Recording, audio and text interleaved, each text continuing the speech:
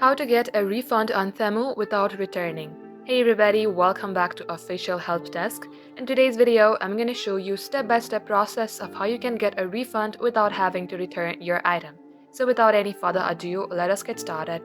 Head over to your Temu app from your device and make sure that you are logged into your specific Temu account.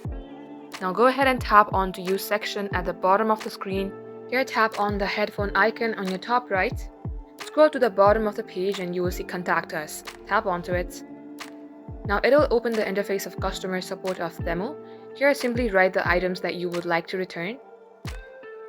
In your case, if you have returned any item, it will ask you to name the item and also state your reason for your refund without having to return the item.